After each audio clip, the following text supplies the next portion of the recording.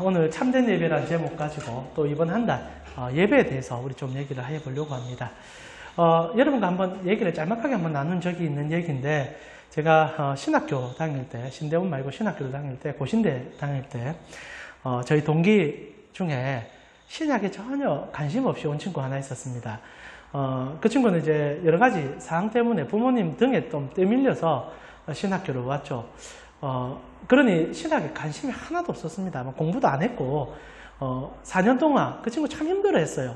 전공에 맞게 왔으면 좋은데 이러든 저러든 이제 왔으니까 그래도 열심히 다니기는 하는데 참 안타까운 모습을 좀 보였습니다. 근데 이 친구에게 좀 독특한 게 있는데 눈치가 하나도 없는 친구예요. 얼마나 눈치가 없었는지 어디서 뭘 얘기해도 자기 길만 가는 친구였습니다. 근데 그런 친구가 왜 부모님 말 듣고 여기까지 왔는지는 잘 모르겠는데, 이 친구가 4년 동안 한 건 딱 하나였거든요. 헬스를 열심히 했습니다. 운동을 얼마나 열심히 했는지, 우리는 전부 공부하기 바쁜데 그 녀석은 이제 학교에 그 운동시설인데 거기 가서 열심히 운동하고, 학교 마치면 또 헬스장 가서 헬스도 하고, 그래서 졸업할 때는 정말 몸짱이 되어서 나왔습니다. 얼마나 멋진 몸을 갖고 나왔는데, 근데 이제 저희가 보면서 좀 답답하죠. 첫 번째 성격이 답답했고요. 두 번째 그 친구가 이제 뭘 먹고 살 건가에 대한 고민이 우리도 같이 되어진 거죠. 이러든 저러든 저희는 이제 신학을 해야 되는 입장이니까 이러든 정해진 비전들이 있었는데 그 친구는 정말 뭘 해야 될지 고민하더라고요. 근데 말입니다. 와, 참 신기한 게 그 친구의 그런 정말 독단적이고 때로는 자기 생각만 하는 친구이다 보니까 길이 하나 열리게 되었어요. 여러분 한번 얘기했던 적이 있는데 전혀 처음 듣는 얘기처럼 들어주셔서 늘 감사합니다. 그 친구가 이제 지금은 이제 사라졌는데 동남 케이블에 면접을 보러 간 겁니다. 지금은 CJ 계열사로 넘어갔더라고요. 동남방송에 이제 면접 보러 갔는데 아시다시피 저희가 한국 학문이 일반 학문에는 전혀 도움이 안 됩니다. 그 친구도 4년 동안 들은 걸 가지고 어디 제시할 것도 아니고 또 문과 계열의 친구가 이과 계열의 시험을 치게 됐으니까 우연찮게 시험을 친 것 같아요. 근데 이제 그때 동남방송이 아마 면접과 그리고 인성 쪽으로 이제 많이 점수를 줘서 이제 합격을 시키는 것 같았습니다. 그래서 그 친구가 이제 면접을 보는데 이제 사원들이 이제 물었죠. 그래서 보니까 아니 우리 계열 쪽 공부는 전혀 안 하셨는데 취업해서 어떻게 하시려고 합니까? 그러니까 그 친구가 자기 생각만 하는 친구거든요. 남이 뭘 물어도 자기 생각을 얘기해요. 그러니까 한참 얘기하니까 그 친구가 저는 잘하는 게 있습니다. 이런 거예요. 뭘 잘합니까? 저는 팔씨름을 잘합니다. 이런 거예요. 그러니까 이거 면접관들 전부 뻥친 거죠. 뭘 잘한다. 아니 케이블하고 이런 컴퓨터 좀 안다. 이렇게 얘기하면 되는데 그러니까 놀래가지고 그게 지금 이게 무슨 상관이 있습니까?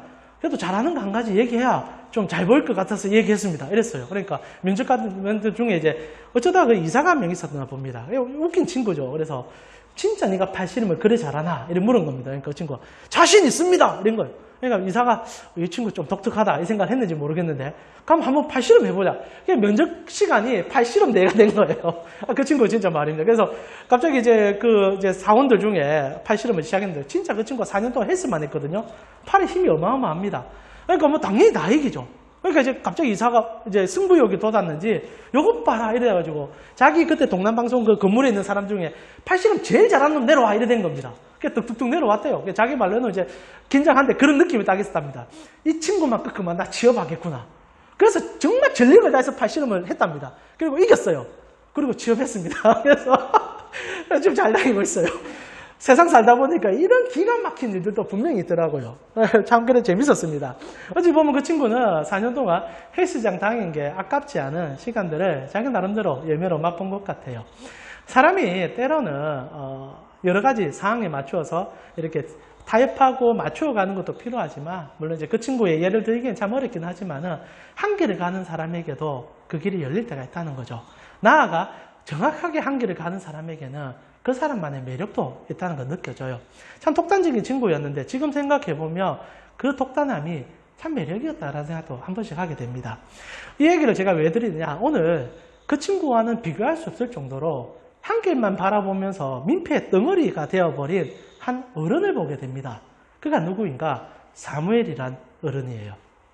저희가 지금 사무엘서를 쭉 보고 벌써 12장까지 넘어오면서 사무엘의 그 기라성 같은 얘기들을 다 들었었을 겁니다. 근데 그가 진짜 눈치 없는 영감이 되어버렸다는 게 오늘 성경의 고백이에요. 정말 눈치 없는 사람이 되어버립니다. 여러분과 제가 읽었던 성경은 이제 내용이 이렇게 시작되죠. 이스라엘의 초대 왕인 사울이 드디어 등극을 하게 됩니다. 우리 한 달 전 선교지만 한번 상상을 해보셨으면 좋겠어요. 기억나실 건데 사울이 어느 날 갑자기 하나님의 콜링을 받게 됩니다. 너는 왕이야. 사울은 전혀 준비가 되어 있지 않았습니다. 그러다 사무엘이라는 선지자를 만나서 자신이 왕이 되어야 된다는 사실을 들었을 때 그는 두려움이 먼저 앞서게 됐죠. 그래서 동굴 밑에 숨어서 벌벌벌 떨고 있는데 하나님은 전적인 은혜로 그를 왕으로 불러갑니다. 저는 그 부분을 읽을 때 가슴이 뛰더라고요. 아무 능력도 없는 사울이었습니다. 힘도 없고 너무 무능해서 성경이 이렇게 묘사하거든요. 그가 왕으로 콜링 받고 나서도 뭘 해야 될지 몰라. 행정 능력도 없고 탁월함은 아예 쓸 데도 없고 오로지 자기가 부름받은 그 이유가 무엇인지도 몰라서 헤매는 인물로 등장하죠. 왕이 되었는데도 기껏 한다는 게 농사를 짓는 일의 반복이었다고 성경이 얘기하지 않습니까? 근데 성경이 어떻게 얘기합니까? 하나님은 주시면 이루시는 분이라고 얘기하죠. 사울에게 부르심을 허락하니 사울 앞에서 그 능력을 드러낼 기회들을 만들어줬다는 겁니다. 당시 암몬이 쳐들어와서 전쟁을 이루려고 하는데 사울의 마음에 하나님의 불이 임해요. 그가 왜 그런 열정이 일어난지 이유를 몰랐을 겁니다. 그리고 그가 정말 의미 없는 행동을 했지 않습니까? 소를 12토막 내서 이스라엘 전체에 스테이크 제로를 보냈는데 그 스테이크 제로에 하나님의 영광이 임하셔서 12지파 전체가 두려움에 휩싸이며 하나님의 영광 앞에 무릎을 꿇는 일이 생겨나죠. 그리고 그 앞에 사울이 칼을 들고 진두지휘하여 암몬을 이기게 됩니다. 이런 일이 어떻게 일어날 수 있는가? 그건 하나님 안에서 일어날 수 있다는 거죠. 그리고 11장이 그렇게 마무리되었어요. 그때 분위기가 얼마나 사람들이 그 감정에 격해졌는지 이렇게 기록해주고 있습니다. 11장 12절을 보니까 사울이 처음 왕이 되었을 때 아무도 그를 인정 안 하려고 했어요. 몇몇 사람들만 그래도 이제 사울이 왕으로 선택은 됐으니까 따라가보자 했지만 많은 사람들이 저 농사꾼이 무슨 왕이 되나? 저 빌어먹을 인간이 무슨 왕이 되나? 이런 얘기하면서 다 돌아갔어요. 근데 그날 그 전쟁 한 번에 이런 얘기가 나옵니다. 백성이 사무엘에게 이르되 사울이 어찌 우리를 다스리겠느냐 한 자가 누구니까? 자기예요, 자기. 거의 대부분 백성들이 그 얘기를 했거든요. 근데 이제는 그거를 뒤집고 있습니다. 그리고 그들을 끌어내서서 우리가 죽이겠습니다. 이제는 분위기가 완전 이렇게 반전돼 버려요. 이야, 포퓰리즘의 끝을 봅니다. 여러분, 국회의원들이 이런 기가 막힌 한간의 순간을 바라기 위해서 얼마나 많은 방법과 사용을 합니까? 근데 사울이 원하지도 않은데 하나님께서 민족의 마음을 변화시켜주고 그리고 실제 왕으로 만들어주게 되죠. 그리고 그날 축제가 열립니다. 15절에 보니까 모든 백성이 길갈로 가서 거기서 여호와 앞에서 사울을 왕으로 삼고 길갈에서 여호와 앞에 화목제를 드리고 사울과 이스라엘의 모든 사람이 거기서 크게 기뻐했습니다. 화목제라는 것은 소를 잡아서 드리는 제사인데 이 제사는 독특하게 제물이 전부 나누어 줘야 되는 제물이었습니다. 그러니까 화목제라는 표현은 오늘날로 표현하면 페스티벌이에요. 이제 전쟁에 이겼겠다. 사울이라는 사람이 진짜 왕다움을 깨달았다. 그러니 축제를 안 할 이유가 어디 있습니까? 탁월한 지도자가 이스라엘에 뽑혔다. 다들 좋아가지고 춤을 추고 난리가 나고 소 잡아가지고 서로 나누어 먹으면서 그래서 사울 앞에 좀 더 잘 보이기 위해서 다들 노력하는 순간이었다는 거죠. 그런데 그 순간에 오늘 본문이 시작됩니다. 사울이라는 이 사무엘이라는 노년의 선지자가 떡하니 마이크를 뺏는 거예요. 너무 좋아서 사울도 춤추고 백성들도 춤추면서 와 우리의 왕이 우리를 다스린다. 그러자 갑자기 사무엘이 등장한 겁니다. 마이크 내놔봐라. 툭 뺏었어요. 여러분 제가 여러분에게 하고 싶은 얘기가 있습니다. 하고 시작되는 게 12장입니다. 근데 이 얘기가 딱 하나예요. 나 이제 사사직에서 물러나겠습니다. 선지자와 그리고 나의 그 제사장 직분에서 나 물러나겠습니다. 어찌 보면 너무 좋은 말일 수 있죠. 왜냐하면 하나의 권력이 새로 생성됐다면 그 앞에 있었던 권력은 자연스럽게 물러가주면 됩니다. 멋지게 물러가주면 돼요. 근데 사무엘이요. 꼬장을 부리기 시작합니다. 정말 눈치 없어요. 여러분 그런 분위기에서 사울이 이제 힘을 얻었지 않습니까? 그럼 어떻게 해줘야 됩니까? 물러가는 것까지 괜찮아요. 그러면 어깨 탁 한번 손 얹어주면서 여러분 뭐 정치하는 사람들을 한번 생각해 보십시오. 다음 대선 주자가 탁 됐을 때 그 이제 맞죠? 같은 당이었다면 어깨 석 한번 얹어주면서 이제 여러분 믿어주셔야 합니다. 힘 한번 실어주십시오. 이 사람이 여러분과 함께 새로운 나라를 이룰 겁니다. 이제는 우리가 하나님 앞에 그리고 이 왕을 기반으로 해서 새로운 나라, 새로운 민족, 앞으로 뻗어나가는 민족 만들어 봅시다. 백성들이 박수 치고요. 너무너무 좋아했을 거예요. 근데 사무엘이 초를 치기 시작합니다. 너 정신 차려야 돼. 지금 좋지? 이 좋은 게 언제까지 갈 것 같아? 너가 사실 지금 정신 못 차리면 다 망해. 하고 성내려 가버려요. 진짜 그렇게 얘기합니다. 한번 볼까요? 13절에서 15절까지 사무엘이 한 얘기입니다. 이제 너희가 구한 왕, 너희가 택한 왕을 보라.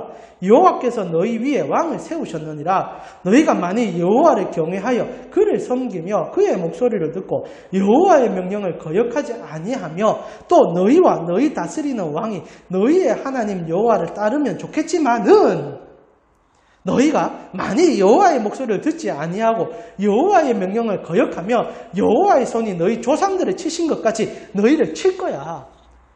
야, 초를 쳐도 이렇게 칠 수가 있습니까? 아다르고 오다르지 않습니까? 이왕 이렇게 얘기할 것 같으면 여러분 사울과 함께 하나님 잘 믿으십시오.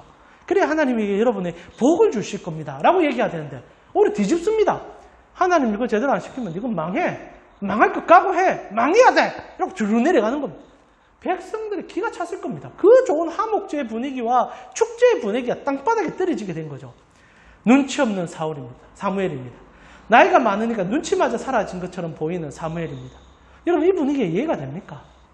그런데 오늘 이 분위기가 그들을 살리고 우리를 살리고 모두를 살릴 마지막 대화였다라는 것을 여러분 붙잡을 필요가 있다는 거예요. 사무엘이 실제로 눈치가 없습니다. 그러나 또한 눈치가 있는 사람이에요. 그는 사람에 대하여 눈치가 없고요. 하나님에 대하여 눈치가 있었던 인물이라는 겁니다. 그게 대단해요. 사무엘은요, 사람 눈치 안 봤다는 거예요. 만약 사람 눈치 봤다면 그 순간 그런 말 못합니다. 저처럼 얘기했겠죠. 사울을 섬겨주십시오. 사울과 함께 가십시다. 이제는 모든 게 사울에게 있습니다. 하나님도 사울을 선택했습니다. 여러분 힘을 합히셨습니다. 근데 사무엘이요. 왕이 된 사울 눈치조차도 안 본다는 거예요. 오로지 그에게 보는 눈치는 딱 하나예요. 하나님. 하나님이 무엇을 원하는가? 하나님 어떤 얘기를 하는가? 그래서 그가 정말 눈치 없는 인생처럼 보이지만 세상 그 무엇보다도 눈치 있는 인생으로 나타나고 있다는 거죠. 실제로 오늘 사무엘의 대화를 보면요. 소름이 돋습니다. 이런 사람이 있는가 싶을 정도입니다.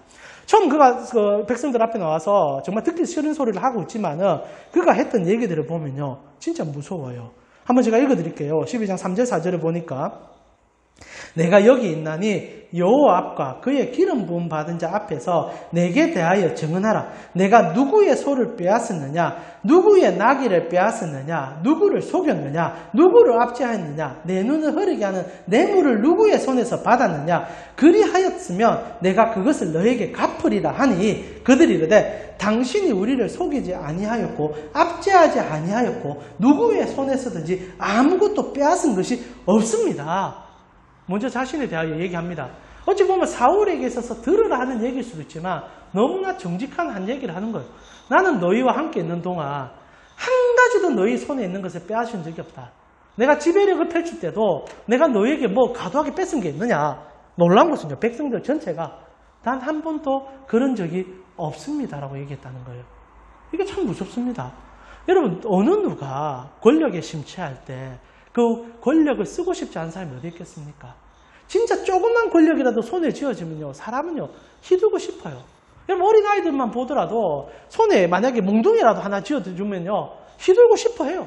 얼마 전에도 보니까 이게 우산 비도 안 오는데 누가 우산 들고 가는데 애가 우산 딱 잡으니까 자기가 마치 천하 장사된 것처럼 우산을 휙휙휙 휘두르고 다니면서 돌아다니더라고요. 그 순간 그 아이는 그 우산이 자기인 거예요. 힘은요, 사람을 휘둘게 만들고 그 힘을 의지하게 만듭니다. 근데 사무엘이요, 그 엄청난 힘을 가지고도 단 한 번도 힘을 휘둘러 본 적이 없다는 것이 그의 고백이고 이스라엘 전체의 고백인 거죠. 이런 사람이 어디 있습니까? 근데 그가 이렇게 얘기하고 그렇게 정직하게 쓰고 그리고 그 백성들 앞에서 이렇게 자신 있게 말할 수 있는 것은 딱 하나 있어요. 그는 사람의 눈치를 본 적이 한 번도 없기 때문입니다. 오로지 하나님만 바라봤기 때문인 거죠. 여기에 오늘날 우리가 가야 될 길과 그리고 사랑하는 우리 가운교회 식구 여러분이 흠모해야 될 길이 나타난다 생각해요. 실제로 오늘 사울이 하고 싶은 얘기는 이겁니다.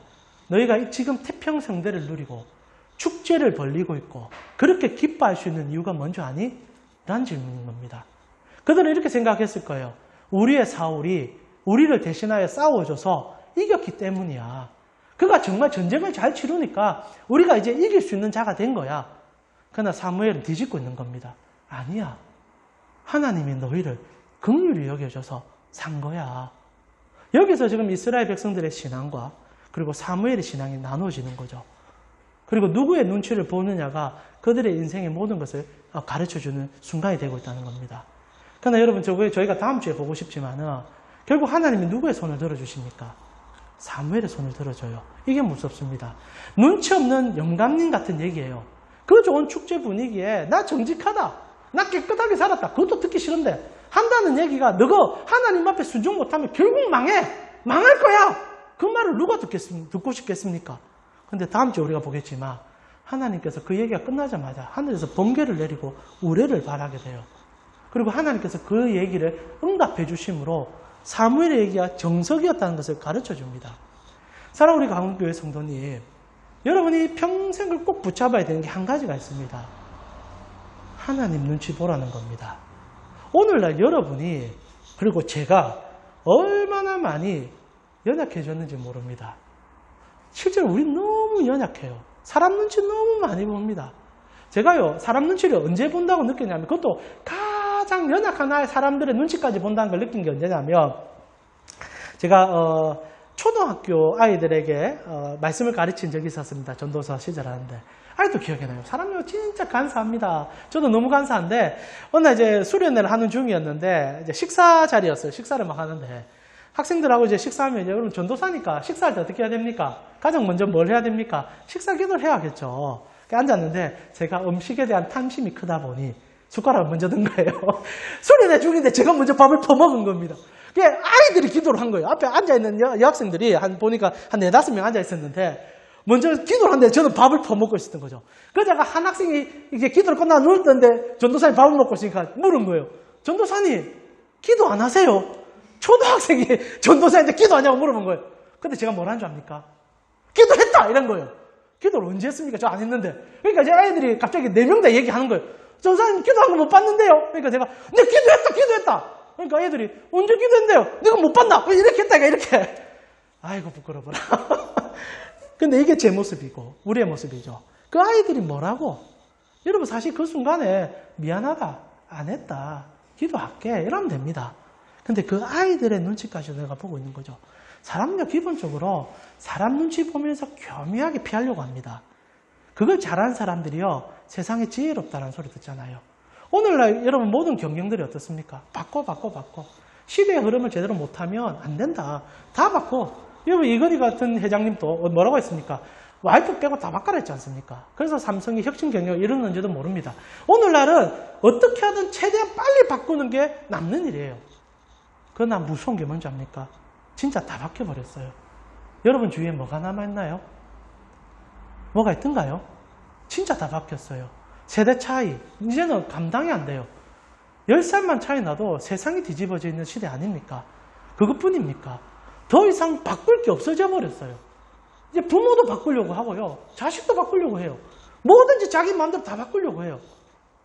이제 남은 것이 아무것도 없는 이 시대에 오히려 우리가 지금 무엇을 봅니까? 바뀌지 않는 게 뭐가 있는가? 이제 우리 삶에 바뀌지 않는 게 뭐가 있는가? 근데 이제 없거든요. 사람들이 그래서 불안한 거죠. 근데 오늘 사무엘이 얘기하는 거예요. 나는 바뀐 적이 단 한 번도 없다. 너희는 그렇게 요동치고 사람만 등장하면 거기 좋다 쫓아가고 저기 좋으면 저기 좋다 쫓아가고 이렇게 하다가 너희가 도대체 언제 섰냐? 늘 너희에게 남은 결과가 뭐냐? 근데 나를 보라. 나는 처음부터 지금까지 단 한 번도 바뀐 적이 없다. 왜 안 바뀐 줄 아니? 하나님이 바뀐 적이 없으니까. 무섭지 않습니까? 오늘날 어찌 보면 이 말을 세상이 듣고 싶어 하는지 몰라요. 너무 많이 바뀌니까 뭘 쫓아가야 될지 몰라서 전부 눈이 허르멍텅합니다. 늘 뭔가 바뀌고 있어요. 그러니까 정신이 하나도 없는데 하나도 바뀌지 아니하는데 너무나 정확한 길을 보여주는 그분이 있다면 여러분 얼마나 가슴이 뛰겠습니까? 오늘 사무엘의 얘기가 그 얘기예요. 나는 한 번도 바뀐 적이 없다. 근데 더 놀라운 게 뭔지 아니? 내가 안 바뀌었기 때문에 너희가 살아남은 거야. 이게 진짜 무서운 말입니다. 만약 나까지도 바뀌었다면 오늘 사무엘이 마지막 13절에서 15절 하는 얘기가 뭡니까? 하나님의 뜻을 버리며 너가 망할 거야. 근데 여러분 오늘 본문 전체를 집에 가서 한번 천천히 읽어보세요. 사무엘의 말이 틀린 게 하나도 없어요. 이스라엘은 이전에 계속 외세 침략을 받아왔습니다.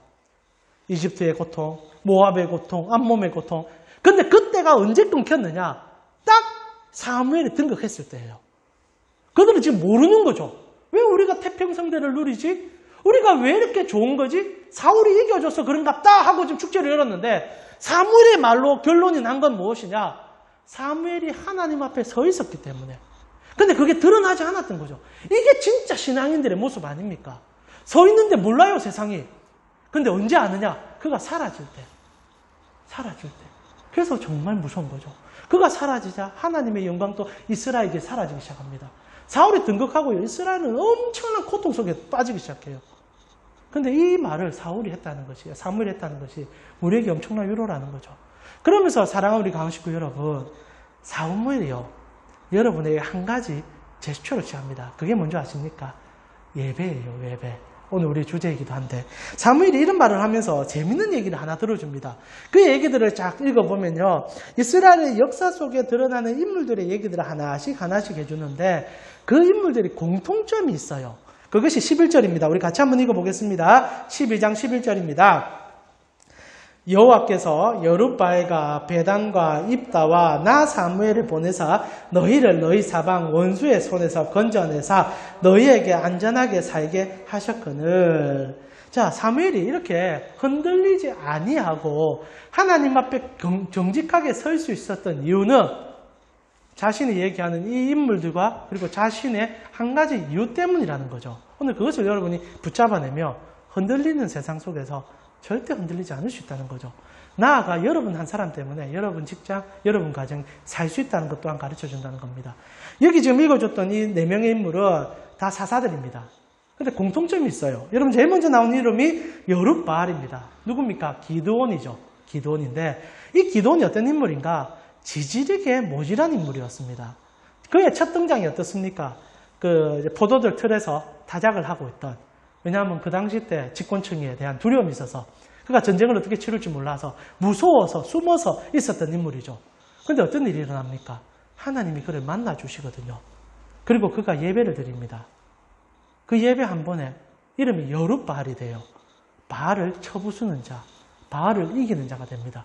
그리고 그가 그 예배를 드리고 난 다음에 이스라엘에게 두 번 다시 없을 승리를 맛보여주는 인물이 되죠. 이것이 핵심입니다. 그는 무능한 인물이었는데 하나님 앞에 바로 섰을 때 이스라엘이 이겼다. 두 번째 누굽니까? 베단이라는 인물이 나오는데 사사 중에 베단이라는 이름 없어요. 그래서 유추하기를 누구냐? 이 바락이다라고 해석을 합니다. 바락이 어떤 인물입니까? 드보라라는 여선지자가 있어요. 우리 전사님의 별칭이 드보라인데 여러분 한 번씩 드보라 하면 되게 좋아하실 겁니다. 우리 이제 전사님 같이 이제 멋진 사사 전체에 여성 사사로서는 처음이죠. 이스라엘에도 이런 이제 여성이 리더십을 발휘하는 경우가 잘 없었는데 이 드보라는 여성은 그 시대에 탁월한 리더십으로 등장하게 됩니다. 그런데 바락이라는 오른팔이 있었어요. 군대 장관이었는데 이 바락이 전쟁을 치러야 되는데 재밌어요. 바락은 자기 스스로 전쟁을 못하겠다 말합니다. 그러면서 그가 요구하는 게 있어요. 드보라 당신이 나와 함께 가면은 내가 싸워서 이길 수 있습니다. 참 힘없어 보이는 남성의 모습인데 여기에 신앙의 비밀이 있다는 거예요. 바락이 쳐다볼 때 드보라가 하나님 손에 붙잡혀 있거든요. 그러니까 하나님 편에 붙으려고 하는 용기가 있었다는 거죠. 그것이 세상 사람들이 저 쫄장부 같은 놈이네 라는 소리를 들을지라도 나는 하나님 사람 옆에 붙겠다는 의지가 있었다는 겁니다. 그래서 결국 이 바락의 속을 통하여 하나님의 나라가 이루어졌죠. 또 누가 등장합니까? 그 유명한 입다가 등장합니다. 입다 누굽니까? 어머니가 기생이에요. 첩이에요, 첩. 첩이고 창녀죠. 그래서 그 시대에 손가락질 받는 인물이었고 결국 깡패가 되어버립니다. 현실적으로. 그런데 어떤 일이 생긴 줄 압니까? 그가 하나님을 만나요. 하나님을 예배해요. 창녀의 아들이요. 세상 사람들이 손가락질 받는 인물인데 그 상처 덩어리 그 인물이 하나님 앞에 바로 예배하자 이스라엘을 회복시킵니다. 그리고 마지막 자기 이름을 얘기하죠. 나 사무엘은. 자기를 얘기하고 싶은 게 아니에요. 사사로서의 자기를 얘기하는데 무엇을 얘기합니까? 자기 엄마 얘기하는 거예요. 자기 엄마.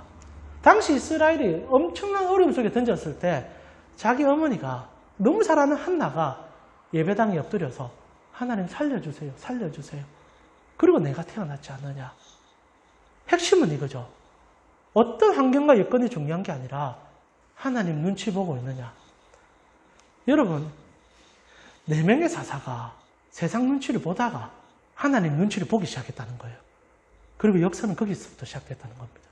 모두 다 잊어버린 기둥 같은 하나님의 눈치를 보는 순간 그들은요, 하나님 앞에 섰을 뿐 아니라 하나님의 능력이 자기를 통하여 드러나는 영광을 맛보게 됐다는 거죠. 그리고 그 모든 중심에 무엇이 있는가? 예배예요, 예배. 여러분, 지금 사무엘이 하고 싶은 얘기는 딱 이거예요. 너가 이제 진짜 예배 제대로 드려야 된다. 지금 예배 드리고 있었거든요. 여러분, 한옥제라는 것이 뭡니까? 예배입니다. 축제를 빙자한 예배죠. 여기서 여러분 정확한 포인트를 잡아라는 겁니다. 지금 사람들은 예배를 축제로 오해해서 왕 사울을 높여주는 시간으로 쓰고 있잖아요. 예배는 그런 시간이 아니라는 겁니다. 지금 사무엘이 본질을 건든 거예요. 너희가 한목제를 드렸지 않느냐? 그러면 너희의 한목제는 누구를 위한 거냐? 사무엘은 얘기하는 거예요. 이거 하나님 앞에 들어가지 못하면 이거는 제사가 아니다. 이건 예배가 아니다. 그런데 사람들 전체는 사울 눈치 본다고 그 예배를 사울을 위한 예배로 드리고 있다는 거죠. 망조가 들어도 이런 망조가 들 수 있습니까? 그런데 아무도 느끼지 못해요. 아무도 이유를 몰라요. 사무엘이 왜 저래 말하는지.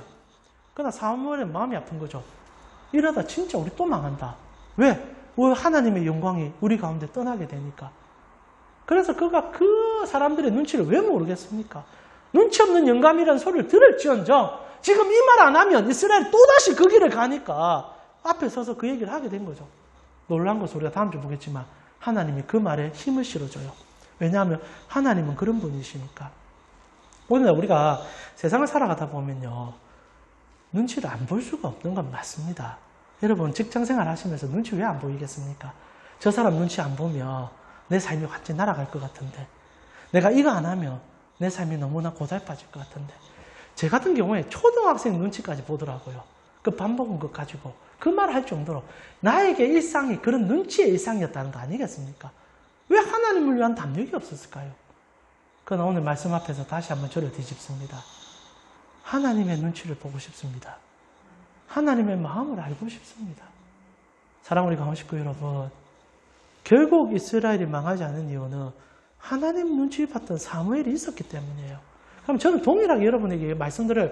여러분이 못 느낄 수도 있지만 여러분이 하나님의 눈치를 보면서 여러분의 가정, 직장, 생업 터전에 있다고 저는 믿습니다. 그렇기 때문에 살고 있는 거예요. 살고 있는 거예요. 그리고 소망하기는 그것이 보여지기를 바라는 마음이죠. 하나님이 여러분을 통하여 그것을 보여주는 그날이 곧 올 것입니다. 그 소망을 갖고 한 발짝 한 발짝 나아가 보십시오. 주님이 여러분을 꽉 붙잡고 계십니다. 말씀 마무리하면서요, 사랑하는 우리 강교회 성도님, 예배는요 하나님의 눈치 보는 시간입니다. 하나님 눈치 보는 시간이죠. 여러분, 우리가 자꾸 예배 시간까지 와서 사람 눈치를 계산할 때가 얼마나 많습니까? 먼저 우리의 눈치는 우리 지금 이웃에 있는, 우리 바로 옆에 있는 사람들의 눈치를 볼 때도 있고요. 아니면 이 예배당에 와서도 내 환경과 여건에 사람의 눈치를 볼 때가 참 많아요.